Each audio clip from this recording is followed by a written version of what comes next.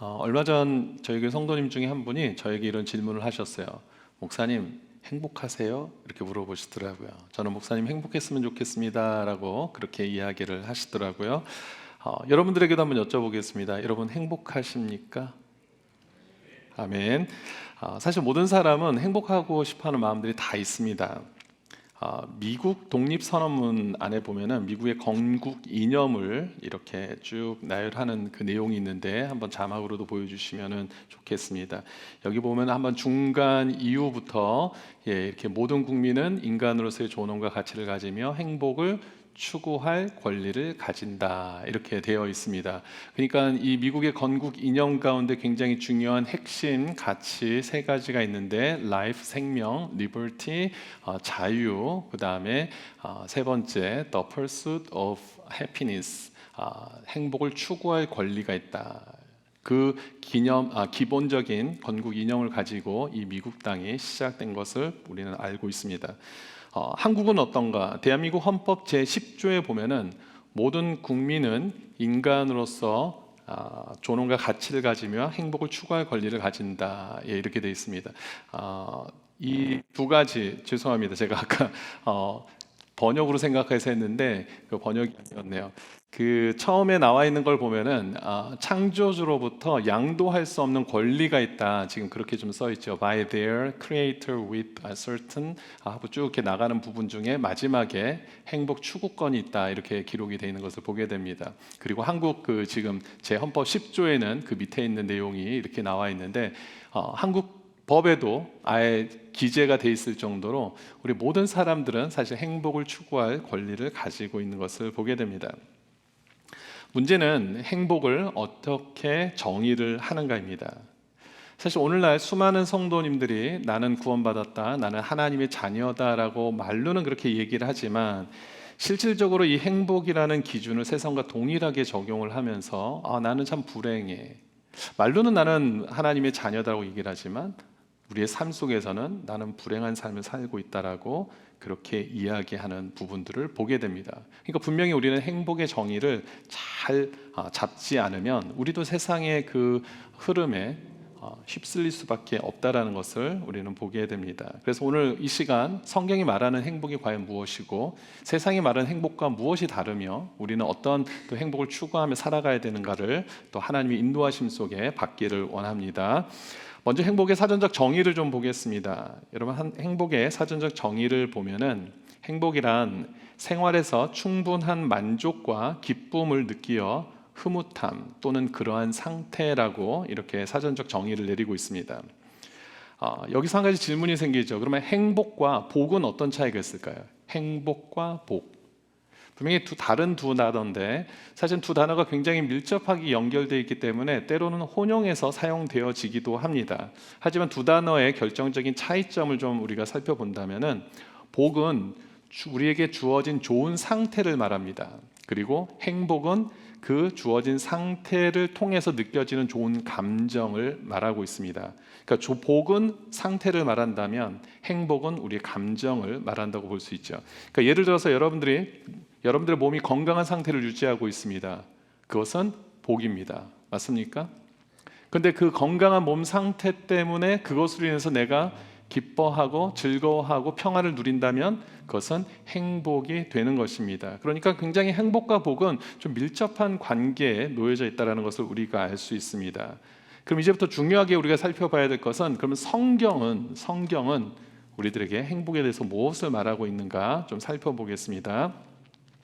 사실 성경에서 많은 경우에 행복이란 단어를 기쁨이나 평강으로 또 많이 그렇게 번역을 하고 있어서 행복이란 단어를 찾는 그런 구절들이 별로 그렇게 많지는 않습니다. 그런데 대표적으로 오늘 제가 한 가지 구절을 하나 소개를 드리면 신명기 말씀입니다. 신명기 33장 29절의 말씀인데 여기 보니까 이스라엘이여 너는 어떤 사람이라고요?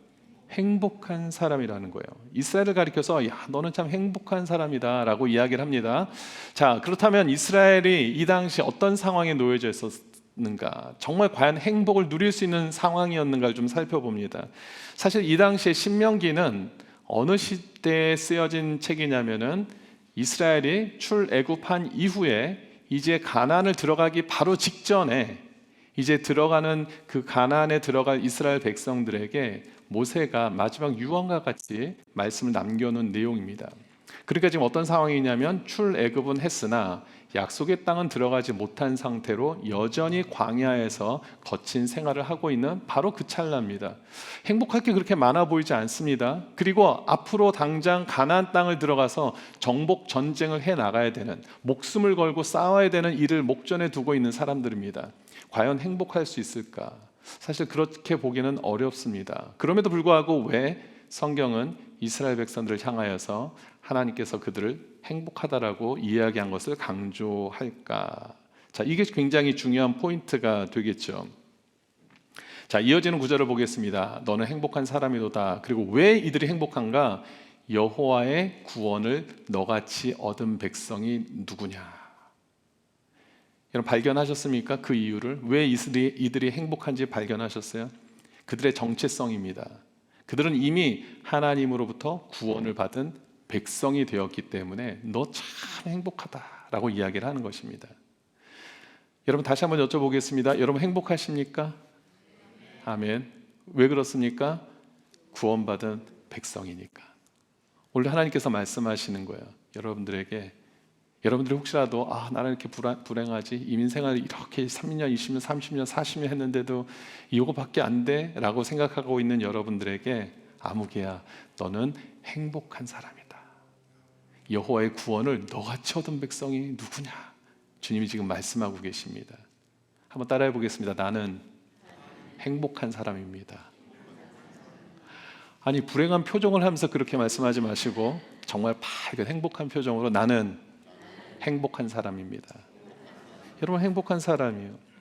지금 바로 이렇게 상황과 형편은 어렵지만 구원받은 백성이기 때문에 너는 행복한 사람이다라고 말하는 겁니다. 그러니까 성경이 말하는 행복은 소유에 있지 않고 내가 어디에 소속되어 있는가를 보라는 겁니다. 내가 얼마나 많은 것들을 가지고 있는지를 보는 것이 아니라 내가 지금 누구에게 소속되어서 살고 있는가를 보라고 우리에게 말씀하고 있습니다. 그리고 오늘 이제 본문을 보면은 그러면 어떻게 하면 우리가 복을 받고 행복하게 누릴 수 있는가에 대한 비결을 알려주는 것이 아니라 이미 복을 받은 자들로서 행복한 자들이 어떤 삶을 살아가야 되는가, 이 땅 가운데 어떻게 살아가야지만 우리가 그 행복한 삶을 계속 이어갈 수 있고 복받은 자의 삶을 살 수 있는가를 우리에게 나타내주고 있습니다. 오늘 본문은 크게 두 가지를 이야기를 하고 계세요. 첫 번째는 하지 말아야 될 것과 두 번째는 해야 될 것, 두 개로 분명하게 이야기를 하고 있습니다. 첫 번째 무엇을 하지 말아야 되는가? 1절 말씀을 다시 한번 볼게요. 1절 말씀을 보면은 복 있는 사람은 첫 번째 뭘 하면 안 됩니까? 악인들의 꾀를 따르지 아니하며, 두 번째 죄인들의 길에 서지 않고, 세 번째 오만한 자들의 자리에 앉지 않는다라는 겁니다. 그러니까 복 있는 사람들은 어떤 삶을 살아야 됩니까?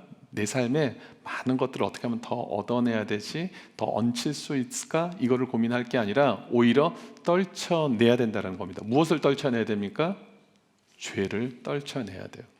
그러니까 성도의 행복은 죄로부터 완전한 절교가 있을 때 찾아온다는 겁니다. 왜냐하면 이 죄와 함께 더불어서 행복을 누릴 수 없는 존재이기 때문에 그렇습니다. 왜 그렇습니까? 우리 아까 정체성이 그렇기 때문에.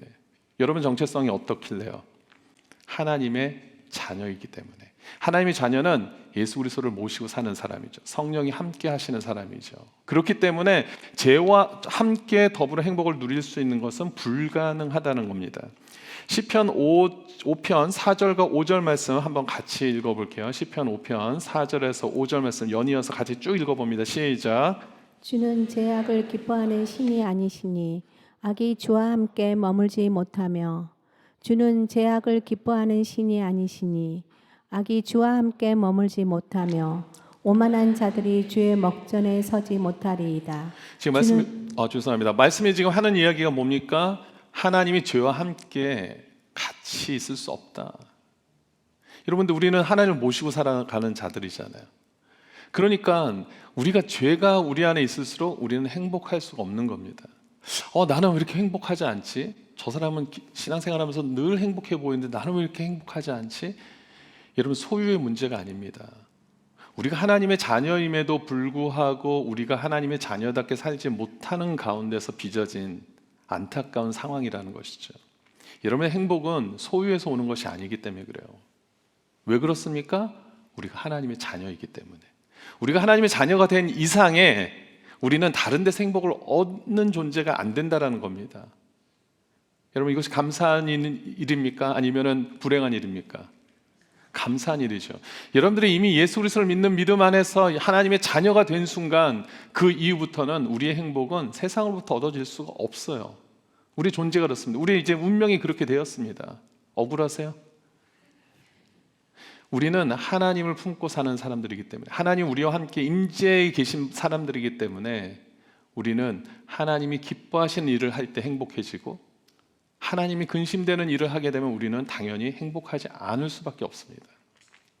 에베소 4장에 보면은 우리의 죄에 대한 리스트들이 쭉 나옵니다. 그러면서 4장 30절에 가면 이런 말씀이 있어요. 하나님의 성령을 근심하게 하지 말라. 죄에 대한 목록 리스트를 쭉 얘기를 하다가 나중에 가서 하나님의 성령을 근심하게 하지 말라. 여기 근심이라는 단어는 단순한 그냥 안 좋은 감정이 아닙니다. 심한 고통을 의미하는 겁니다. 이 헬라어 리페어라는 단어는 마음을 찢어지게 한다라는 의미를 가지고 있습니다. 그러니까 우리가 죄악 가운데 있을수록 우리 안에 내주하시는 성령의 마음이 어떻다는 겁니까? 찢어지게 아프다는 겁니다. 그럼 생각해 보십시오. 우리 안에 내주하고 계시는 성령이 근심을 하시는데 이렇게 찢어지는 고통과 아픔 가운데 있는데 우리가 기뻐할 수가 있겠습니까? 우리가 한 가족 구성원 중에 한 사람만 문제가 생겨도, 한 사람이 어떤 어려운 상황에 놓여져만 있다고 하더라도 그 가족의 분위기가 어떻습니까? 굉장히 우울하잖아요. 힘들잖아요. 10명의 가족이 있다 할지라도 그 중에 한 사람이 엄청난 아픔과 고통 가운데 있는 모습을 보면은 나머지 9사람들도 너무나 힘든 것, 너무나 당연한 일이죠. 내 안에 성령께서 죄로 인하여 근심하고 탄식하며 계실 때 우리가 행복할 수 있다? 불가능한 일입니다. 성경은 계속해서 우리에게 그것을 말씀하고 계십니다. 그래서 죄를 끊어내야 된다라고 이야기를 하고 있습니다. 문제는 뭐냐면 우리의 힘으로 죄를 끊어내는 것이 너무 어렵다라는 것이죠. 죄는 사실 하나님이 도와주셔야 돼요. 하나님께서 우리를 죄에서 끊어내 주셔야 됩니다. 그래서 시편 103편 18절에서 시편 기자가 이렇게 고백을 하죠. 곧 그의 언약을 지키고 그의 법도를 기억하여 행하는 자에게로다. 죄송합니다. 12절입니다. 103편 12절. 동이 서에서 먼 것 같이 우리의 죄가를 우리에게서 멀리 옮기셨으며. 누가 옮기셨다고요? 하나님께서 옮기셨다라는 거예요. 하나님이 옮겨주셔야 돼요. 하나님이 우리를 죄에서 멀리 하실 수 있는 그런 유일하신 능력의 하나님이신 줄 믿습니다. 그러면 그 시편 103편을 쭉 이렇게 이야기를 하다가 하나님께서 어떤 자들의 죄를 옮기시는가 쭉 봤더니 18절에 나오죠. 제가 아까 방금 전에 읽었던 내용인데 곧 그의 언약을 지키고 그의 법도를 기억하여 행하는 자에게 하나님 그들의 삶을 죄 가운데서 옮겨주신다라고 말씀하고 있습니다. 그러니까 이것을 다시 말하면 무슨 얘기입니까? 우리가 말씀을 붙잡고 하나님을 의지하며 살아가는 자들의 삶을 하나님께서 죄에서 멀어지게 하신다라는 겁니다. 단순히 나는 성경 많이 읽는데 그게 아니라 정말 하나님의 말씀을 나의 살아계신 하나님의 말씀으로 인정하고 내가 이 말씀을 정말 반드시 지켜야겠다라는 그런 마음을 가지고 묵상하고 살아계신 하나님의 말씀에 내가 순종하겠다는 반응으로 말씀을 볼 때 하나님께 우리 삶이 역사하신다라는 겁니다. 단순히 성경을 많이 읽는다, 다독한다, 암송을 많이 했다 이런 차원의 얘기를 하는 것이 아닙니다. 늘 말씀대로 내가 살아내려고 하는 그 모습 속에서 하나님이 우리를 불쌍히 여겨주시고 우리에게 긍휼을 베푸셔서 죄에서 멀리하게 하신다라는 겁니다. 이것이 바로 두 번째로 우리가 복 있는 사람이 해야 되는 모습이라는 겁니다. 첫 번째는 죄에서 멀리하는 것을 이야기했다면 두 번째는 우리 2절 말씀이었죠. 오직 여호와의 율법을 즐거워하여 주야로 묵상해야 된다. 근데 사실 율법을 묵상하고 말씀대로 살아가는 게 즐거우세요? 쉽지 않죠. 오늘 분위기가 다 같이 오늘 목사님이 어떤 질문을 해도 대답하지 말자라고 단결을 하신 느낌입니다. 네. 율법을 즐거워하는 것이 사실 쉬운 일은 아닙니다. 근데 오늘 또 더 놀라운 구절 하나를 소개할게요. 신명기 10장 13절 말씀인데 여기에 뭐라고 되어 있냐면 내가 오늘 무엇을 위하여 너의 행복을 위하여 너에게 명하는 여호와의 명령과 규례를 지켜야 될 것 아니냐. 지금 그렇게 이야기하고 있습니다. 우리가 여호와의 명령과 규례를 지키는 게 무엇을 위해서? 우리의 행복을 위해서라는 겁니다. 이게 말이 됩니까? 이 율법을 지키는 게 얼마나 힘든데요. 근데 그것이 결국은 저와 여러분들의 행복을 위한 것이라는 겁니다. 여러분 믿으십니까? 지금은 안 믿겨지죠. 하지만 계속해서 좀 말씀을 한번 보십시오. 왜 이것이 우리가 여호와의 말씀을 지키고 순종하는 것이 결국은 우리에게 행복으로 돌아오는가? 이런 본문에서 복 있는 사람이라고 할 때 복은 아샤르라는 단어에서 유래된 겁니다. 이 단어는 원래 똑바로 가다, 전진하다, 그러니까 바른 길을 가다, 그런 의미를 가지고 있습니다. 그러니까 성경이 말하는 가장 복의 개념 중심에는 우리가 바른 길을 가는 거예요. 정해진 기준을 따라서 올바른 방향으로 갈 때 우리가 비로소 복을 누릴 수 있다라는 겁니다. 그러면 우리의 기준이 어디에 있습니까? 말씀이잖아요.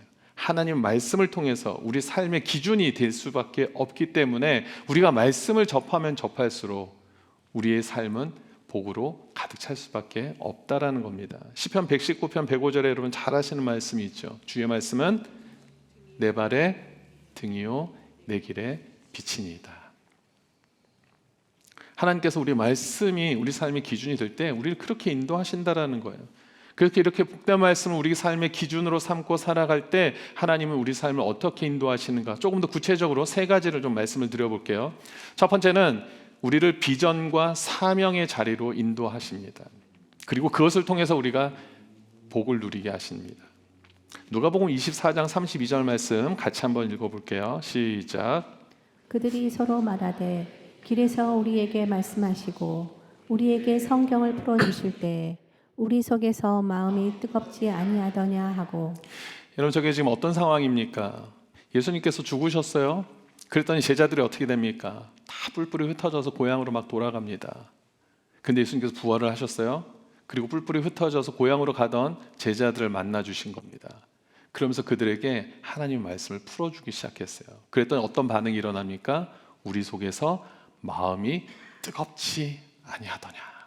그들이 깨달은 거예요. 말씀을 보다 보니까, 말씀을 접하다 보니까요, 그들에게 식어졌던, 사라졌던 사명, 하나님께서 맡겨주시는 그런 책임, 비전, 이런 것들이 막 솟아나는 거예요. 그러면서 막 흥분하기 시작하는 것이죠.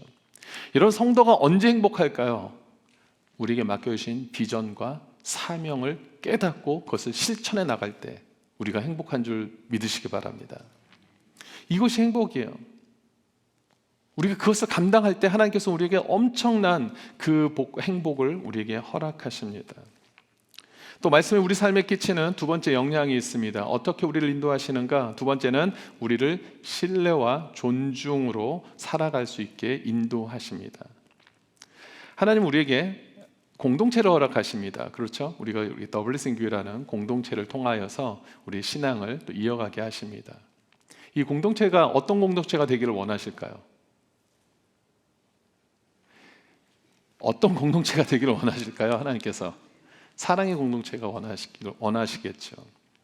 하나님은 우리 모든 공동체들이, 가족부터 시작해서 여러분들이 속해 있는 모든 공동체들이 사랑의 공동체가 되어가기를 원합니다. 그래서 로마서 12장 10절을 보니까 형제를 사랑하여 서로 우애하고 존경하기를 서로 먼저 하며, 우리가 말씀을 묵상할 때 이것을 놓칠 수가 없어요. 성경 안에서 얼마나 많은 부분들이요, 우리에게 서로를 신뢰하고 존중하고 배려하고 사랑하라는 말씀들이 얼마나 가득 차 있는데요. 그러니까 말씀을 접할 때일수록 우리는 이런 부분에서 열애가 될 수가 없습니다. 빌립보서 2장 3절 말씀에도 되어 있죠. 아무리라든지 다툼이나 허영으로 하지 말고, 같이 있습니다. 오직 겸손한 마음으로 각각 자기보다 남을 낮게 여기고. 아멘. 여기 분명히 자기보다 남을 낮게 여기로, 높이라고 되어 있는데 요즘 성경들이 잘못 프린터가 됐는지 사람들이 자기보다 남을 낮게 여기더라고요. 더 높이라는 겁니다. 더 존중하라는 겁니다. 여러분 성도의 행복이 바로 여기에 있습니다. 하나님께서 아까 말씀드렸잖아요. 하나님이 근심하실 때 우리는 행복할 수가 없어요. 그런데 하나님 기뻐하실 때 우리는 행복해질 수 있는 겁니다. 하나님은 사랑의 공동체를 원하세요. 근데 그 안에 자꾸만 분열이 있고 다툼이 있고 아픔이 있고 상처가 있으면 하나님께서 얼마나 힘들어 하시겠습니까? 그러면 우리 또한 행복할 수가 없는 것이죠. 제가 오늘 설교 제목을 행복하십니까? 라고 정한 이유를 어느 성도님께서 저에게 그 질문을 하셨다고 말씀을 드렸잖아요. 그래서 제가 뭐라고 대답을 할게요? Yes. 네, 저 행복합니다. 그랬더니 또 이어서 왜 행복하신대요? 물어보시더라고요. 그래서 제가 그런 얘기를 드렸어요. 저를 신뢰하고 믿고 따라와 주시고 존중해 주시는 우리 성도님들이 계셔서 저 참 행복합니다. 제가 그 말씀을 좀 드렸어요. 여러분, 신뢰와 존중은 사랑의 공동체를 형성하는 데 가장 중요한 요소입니다. 이 부분들이 깨어지면요, 불행할 수밖에 없어요. 교회를 다니는데 이런 목회자를 신뢰하지 않고 존중하지 않는데 행복하겠습니까? 성도 간에 같은 공동체 안에 계시는데 서로를 존중하지 않고 배려하지 않고 사랑하지 않는데 이 공동체 생활이 행복하시겠습니까? 결코 그럴 수 없습니다. 교회뿐만 아니라 가정도 마찬가지죠. 자녀가 부모를 존중하지 않고 신뢰하지 못하는데 어떻게 가족으로서 온전한 그 아름다운 관계를 유지할 수 있겠습니까? 그럴 수가 없습니다. 행복은 다른 데서 찾아오는 것이 아닙니다. 서로를 신뢰하고 존중하고 배려하고 사랑할 때 바로 비로소 사랑의 공동체가 되고 그것을 통해서 성도는 행복을 계속해서 유지하게 되는 것입니다. 말씀이 우리 안에 끼치는 또 세 번째 마지막 부분을 살펴봅니다. 디모데전서 6장 6절 말씀을 한번 볼게요. 같이 한번 읽어봅니다. 시작. 그러나 자족하는 마음이 있으면 경건은 큰 이익이 되느니라. 성경을 보면요, 우리에게 자족하라, 감사하라, 이런 부분들을 굉장히 많이 강조하고 있습니다. 사도 바울도 자신을 가리켜서 그렇게 얘기를 하죠. 자신도 어떤 형편에서든지 자족하기를 자는 배웠다라고 그렇게 이야기를 합니다. 자족은 너무나 중요한 성도의 경건의 모습입니다. 아까 디모데전서 6장 6절의 말씀처럼 자족하는 마음이 있으면 경건은 큰 이익이 되느니라. 우리가 경건하다라고 말을 하면서 자족하지 못한다, 그건 말이 되지 않습니다. 경건한 분들일수록, 영성이 깊은 분들일수록 언제나 감사가 차고 넘칩니다. 그분들의 대화를 보면은 항상 자족해요. 어떤 주어진 상황 속에서도 불평하지 않습니다. 그것이 영성이고 그것이 경건입니다. 다른 게 영성이고 다른 게 경건이 아닙니다. 경건과 영성은 성령이 우리 함께 하심을 드러내는 그런 모습들인데, 성령은 항상 우리에게 감사하라, 자족하라, 이런 것들을 이야기를 하고 있는데 별개로 놀면서 나는 경건하다, 나는 영성이 있다라고 얘기할 수가 없습니다. 자족과 감사입니다. 여러분, 이것을 통해서 우리는 하나님이 주시는 그 기쁨을, 행복을 누릴 수가 있는 것이죠. 왜냐하면 데살로니가전서 5장 18절에 보니까 여러분 잘 아시는 말씀이죠. 범사에 감사하라. 이것이 누구의 뜻이라고요? 그리스도 예수 안에서 너희를 향하신 하나님의 뜻이라는 겁니다. 우리가 자족하고 감사하는 것이 하나님의 뜻을 이루어드리는 거예요. 그럼 누가 기뻐하십니까? 하나님이 기뻐하시는 일이에요. 하나님이 기뻐하시면 당연히 우리의 삶도 우리가 기뻐하고 행복할 수밖에 없는 겁니다. 우리가 왜 행복하지 못하느냐? 다시 말씀드리지만 우리의 정체성이 하나님의 자녀이기 때문에 그래요. 그것이 억울하신 분들 계십니까? 여러분, 우리는 하나님의 자녀이기 때문에 하나님의 뜻을 이루어 드릴 때 우리는 행복이 찾아오는 거예요. 그것을 복으로 여기고 감사할 때 행복이 계속해서 우리에게 찾아온다는 겁니다. 근데 자꾸만 우리는 다르게 놀잖아요. 나는 하나님의 자녀야, 나 구원받았어 얘기하면서 모든 기준을 세상에 맞춰서 살아가고 있지 않습니까? 세상 사람들이 저렇게 해야지 기뻐하고 저렇게 해야지 만족하고 평강을 누리고 행복해 할 때 우리도 그것을 부러워서 나도 그렇게 살아가려고 하는 그런 모습으로 살아가다 보니까 우리는 마른 성도라고 얘기하면서 하나님 주시는 행복을 다 놓칠 수밖에 없는 모습을 보게 됩니다. 누가복음에 보면은 자신의 정체성을 제대로 알지 못해서 누려야 될 행복을 누리지 못한 한 어리석은 사람이 등장합니다. 누구냐면 돌아온 탕자의 형입니다. 오늘은 그 내용이 중점이 아니기 때문에 간략하게만 그냥 여러분들도 아시는 내용이라서 대충만 얘기하고 넘어가면, 짤막하게 요약을 하면 아시잖아요. 돌아온 탕자, 동생은 아버지의 재산을 가지고 막 방탕하면서 다 쓰고 돌아왔는데 그럼에도 불구하고 아버지가 그 동생을 위해서 많은 것들을 베풀어 주신다고요. 그랬더니 형이 얼마나 그 모습이 참 너무나 마음이 아팠던지 아버지한테 항의하지 않습니까? 나는 이러고 살아본 적도 없는데. 그랬을 때 아빠가 하는 얘기가 있습니다. 누가복음 15장 31절. 아버지가 이르되 너는 항상 나와 함께 있으니 내 것이 다 내 것 아니냐. 너는 나의 자녀잖아. 이걸 다 누릴 수 있었는데 왜 그렇게 하지 못했어? 지금 그 얘기를 하고 있잖아요. 우리의 정체성이 무엇인지를 분명히 알게 되면 우리는 행복을 찾아다니는 인생이 아닙니다. 이미 우리에게 주신 복을 누리고 그 행복을 누리며 살아가는 자인 줄 믿으시기 바랍니다. 오늘 제 말씀을 정리합니다. 우리가 행복의 기준을 어디에 두느냐가 너무나 중요합니다. 우리는 하나님의 자녀라는 정체성 안에서 행복을 정의를 내려야 돼요. 우리 교회 이름이 뭐죠? 이 정도는 대답할 수 있지 않습니까? 우리 교회 이름이 뭐죠? 더 블레싱 교회입니다. 이 영어 단어 블레싱이라는 게 보통 이제 복이라는 개념으로 해석이 많이 되는데, 블레싱이라는 단어가 보니까 블리드, 피를 흘리다라는 그 단어에서 유래가 됐다고 합니다. 복이라는 것을 어떻게 우리가 이해할 수 있느냐? 누군가의 희생. 저와 여러분들이 하나님의 자녀로서 누릴 수 있는 복을 위해서 누구가 희생을 하셨을까요? 예수 그리스도죠. 십자가에 피 흘려 돌아가신 예수 그리스도의 피값으로 우리가 그 복을 누릴 수 있는 권세가 주어진 것입니다. 하나님의 자녀가 되는 권세, 그것이 어디로부터 시작되느냐? 출발점은 예수 그리스도께서 십자가에서 흘리신 그 피로 시작이 된 줄 믿으시기 바랍니다. 그래서 저와 여러분들이 복이 있는 자들이에요. 그래서 행복한 자들인 것입니다. 여러분 다시 한번 여쭤볼게요. 여러분 행복하십니까? 왜 행복하시죠? 예수 그리스도 안에서 우리가 하나님의 자녀가 되는 권세를 누리고 있기 때문에 행복한 줄 믿습니다. 그렇기 때문에 우리가 죄에서 단절시키고 죄의 삶에서 벗어나고 그리고 말씀을 더 율법을 지키는 일을 즐거워하고 힘쓰는 것입니다. 그럴 때 결론이 뭡니까? 3절, 오늘 보면 3절이죠.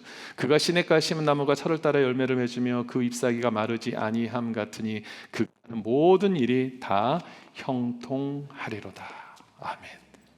저와 여러분들의 삶은 형통 안 할래야 안 할 수 없는 삶인 줄 믿으시기 바랍니다. 말이 됩니까? 형통 안 할래야 안 할 수 없는 삶 맞습니까? 저와 여러분들의 삶은요, 하나님께서 우리에게 엄청난 이미 행복을 허락하신 것입니다. 이제 그것을 우리가 누려가는 것이죠. 여러분 이미 행복한 자입니다. 믿으십니까? 그러니까 이제부터 행복해지기 위해서 신앙생활 하나씩 하지 마시기 바랍니다. 나 행복해지기 위해서 오늘 교회 가야지 이러지 마세요. 나 오늘 행복해지기 위해서 예배 드려야지 이러지 마십시오. 행복하기 때문에 여러분 예배 드리시는 거예요. 행복하기 때문에 여러분들 더 믿음 생활을 잘 하시는 거예요. 행복하기 때문에 내가 더 하나님의 말씀을 율례를 따르는 일을 즐거워해 하시는 겁니다. 순서를 바꾸지 마십시오. 내가 이렇게 막 힘든데 고통스럽지만 내가 율법대로 잘 실천하면 나 행복해질 수 있지 않을까? 천만의 만만의 말씀입니다. 이미 여러분들은 행복한 자입니다. 그렇기 때문에 행복하기 때문에 예배를 드리시는 거고, 행복하기 때문에 섬기시는 것이고, 행복하기 때문에 나에게 주신 그 은혜를 많은 사람들에게 증거하고 전하는 삶을 살아가는 자임을 믿으시기 바랍니다.